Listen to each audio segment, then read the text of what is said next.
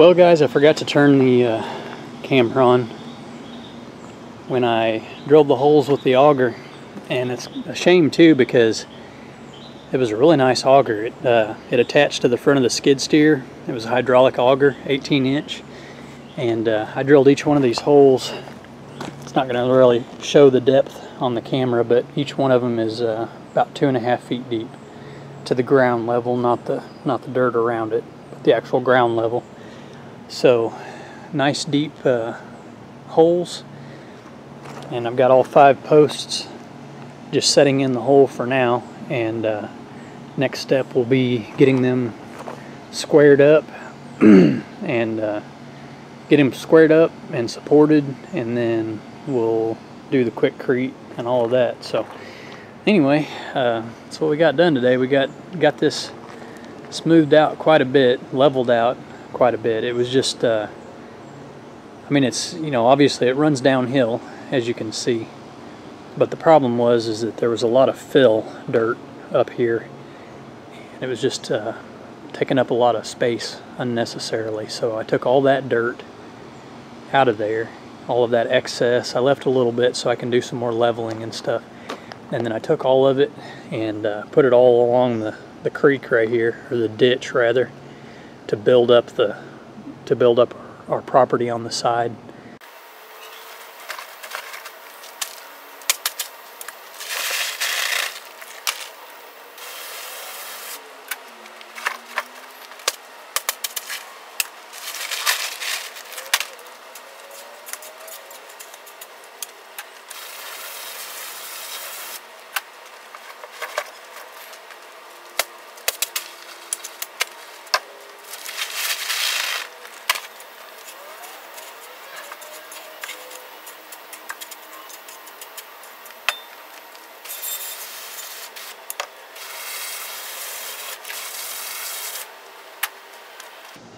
Well guys, as you can see, that was the last hole that I had to finish up with quickcrete. I started a couple days ago, and I ran out of quickcrete, and I've just been busy and haven't had time to run back and get any more. The reason I ran out is because I ended up using more in each hole than I expected. So I had these last 2 posts that weren't done yet. So got them finished up. Just so you guys know, in case you're doing a similar project, these are 6x6 posts in 18-inch holes, 3 foot deep. The reason that I used more than expected was because the hole isn't exactly 18 inches deep. There were so many rocks, big rocks, that it was bouncing the auger around and ended up making a wider hole. It's actually closer to 2 feet across than it is 18 inches. So it used more quickcrete than what I had estimated, and I ended up using about 6 or 7 bag per hole, 80-pound bags, and it's just the high strength concrete mix, just your, you know, the cheap stuff basically. But there's really no reason to use the quick set or the quick setup type. This stuff dries more than fast enough. So let me show you, kind of get back here and show you what I've got going on. So I'm kind of jumping from one step to the next, and I'm not really keeping you guys step by step here. So as you can see, the posts are all nice and straight and true with each other. These are 20-foot posts, guys. 20-foot 6x6 posts, 3 foot in the ground, so 17 feet sticking up. And the reason I did that is because I wanted to be able to run that all the way up to catch the new roof coming off of the house going over the deck when I get to that point. It'll be a little while before I get there. So I've got my stringers set up, as you can see, on each corner. I have these set up, so I've got my stringer to keep all of my posts in line, and then I've got the stringer on each side lining me up with the house and creating the 90-degree square on each corner so that I can keep all of that straight.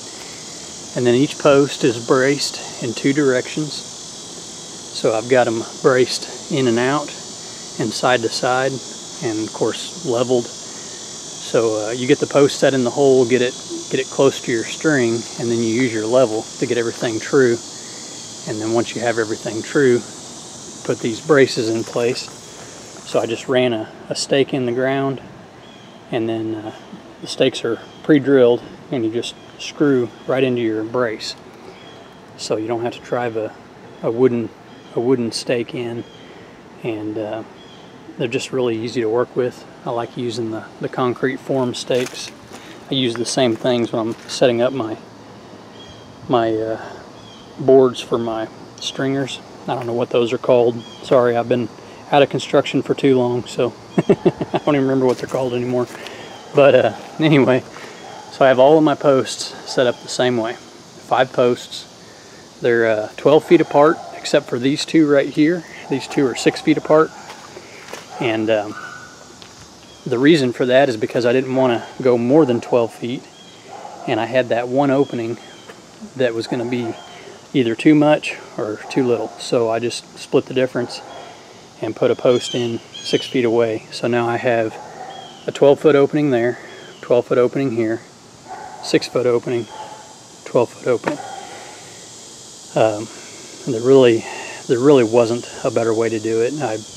I tried to calculate a couple different things. Another problem I had was that my sewer line and my water line run right through here. So if I were to do, say, 10-foot spacing instead of 12, I would have a post right in the way of where that line is at, and I didn't want to take a chance on getting anywhere near it. So doing it this way, I've got my 12-foot spacing everywhere except for right here, and it's 6 feet. And I'm probably going to use this area right here as an opening to get in and out of this area underneath the deck, which I'll be using for storage for equipment and a small work area. So anyway, that's what I've got going on. Posts are all set now. As I said, these were already done, and then it rained last night, so there's some dirt on top of it now that wasn't there before. But let me get out here on the end and show you how well they line up.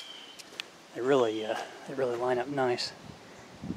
So, if I get out here to the side, you can see all 5 posts, and then get back here and you can see how well they line up with each other. Now at the top, I noticed one of them has a bow in it, and it's really not bad. One of them sticks out just a little bit, but it's because of the bow and the post. And if you've gone and got lumber any time in the past 5 years, you know it's almost freaking impossible to find lumber that's all straight and square. So this was about as good as I could get. I got to hand pick the posts. Out of 17, I was able to find 5 that were pretty darn close to being straight. So close. That's the one that's bowed right there. You can see that. You can see how it kind of bows out, but that's okay. I'll be able to true that up when I get the framing on and start attaching rafters. Start attaching rafters to the house. I'll be able to pull that in a little bit, so it's okay. I can make it work. But anyway, that's where we're at right now as of today. Now that the posts are all set, my next step will be putting up my my band board all the way around my framework, if you will, and running the floor joists, and then we'll start in on the decking. So I'll get back with you guys when I get ready to start framing it in.